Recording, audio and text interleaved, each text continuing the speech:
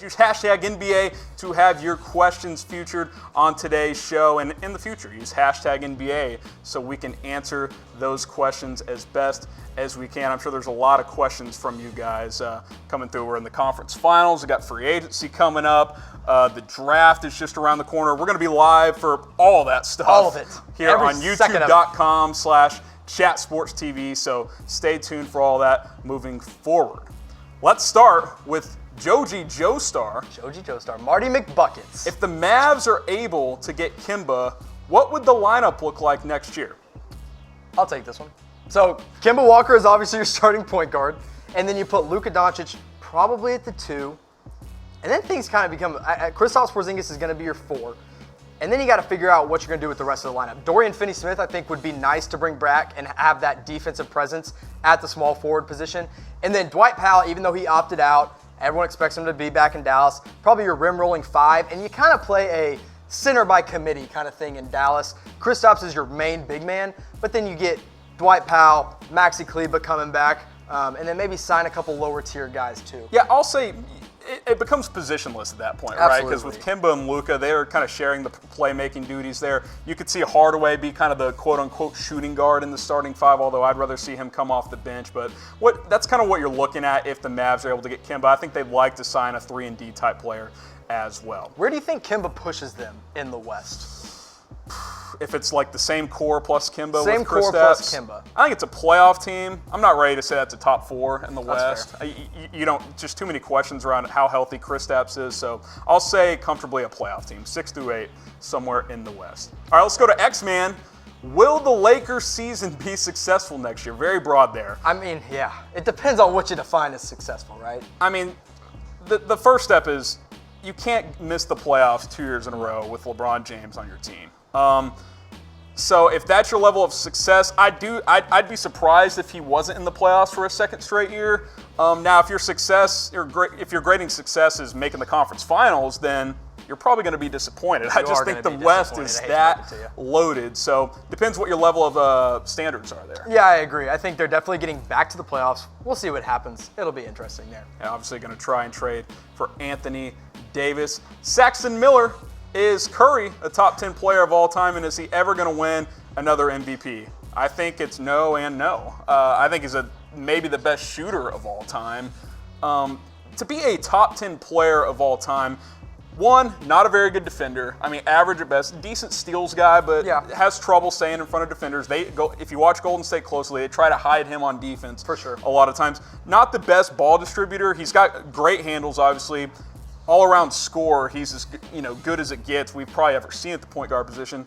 Top 10 all time, though. I mean, there's a lot of guys vying for that, and I don't see him winning another MVP. Although it is possible if Durant leaves, that could happen. That's my thing. If Kevin Durant leaves this summer, I would not be surprised to see Steph Curry in the top 3 MVP voting next year. He could do it. I truly believe, with his shooting and with the way the league is trending, where everyone has to be able to shoot threes, Steph Curry kind of setting this precedent of stepping so far out that players have to come so far out and defend you from 3. I think Curry could absolutely be in the MVP running next year if Durant is gone. If he's back, not so much. All right, let's go to Patrick Mattern.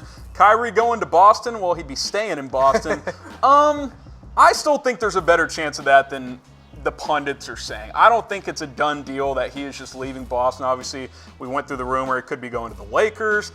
Both New York teams are going to be interested. Boston's in the mix. We'll see if another team emerges. I do think that's kind of the 4, though. Nets, Knicks, Lakers, and Celtics.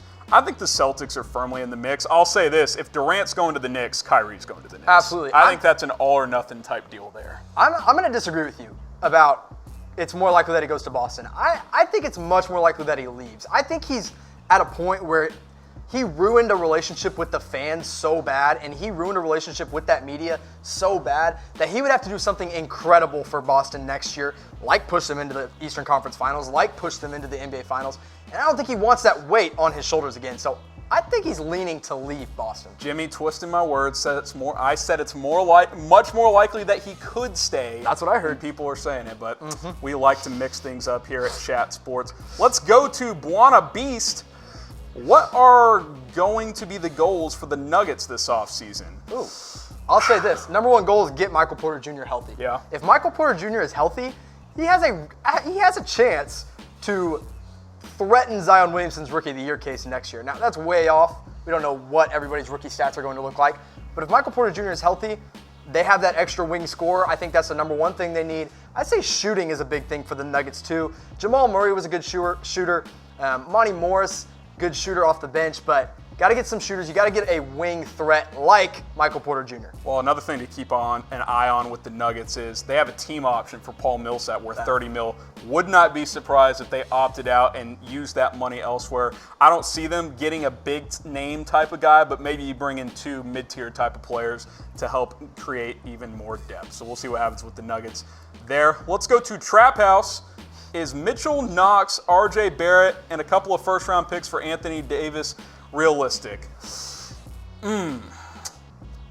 That would mean that the Lakers offer is garbage and the Celtics or the Pelicans just really do not want to trade with the Lakers, which I think is very realistic. And the Celtics have decided they don't want to get in the mix. Yeah, so you got to think about this. The first-round picks that they offer in the future are likely going to be the Mavericks pick. If you think about the Mavericks are trending upward, so those picks fall earlier or later into the 20s.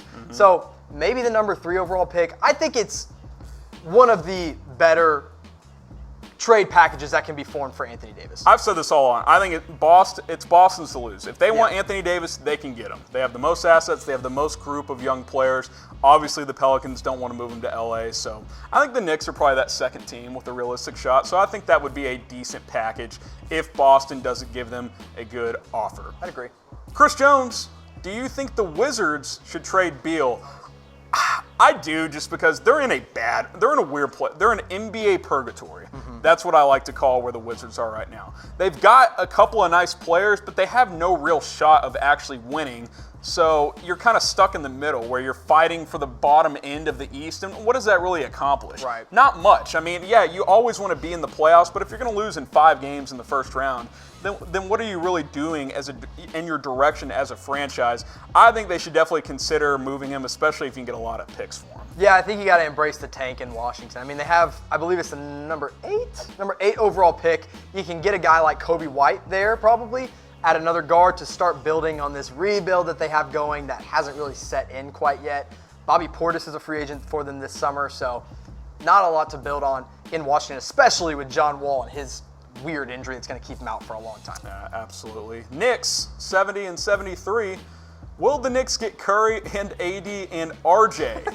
Well, Curry is never leaving Golden State, and he's could be talking about Seth Curry. Seth Curry is a free agent. Shout out Seth. The better Curry.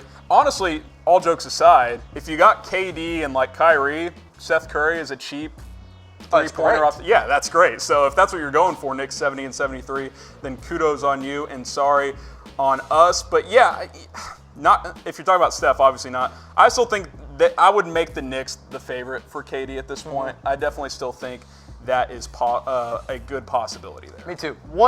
You will definitely get one. I can almost guarantee that RJ Barrett will be the pick at 3, which means you get the 1. And then KD, I think, is more likely than Curry, assuming you're talking about Stephen Curry here. Yeah. Hiram Moani, what do the Thunder need to do to improve for next year? I think it starts with one of the big 3. There's Russell Westbrook, Paul George, and Steven Adams. You can't trade Russell Westbrook because he stayed loyal to the team. That would just go over really poorly. Yeah. Paul George is the best player on that team. So then it comes down to Steven Adams.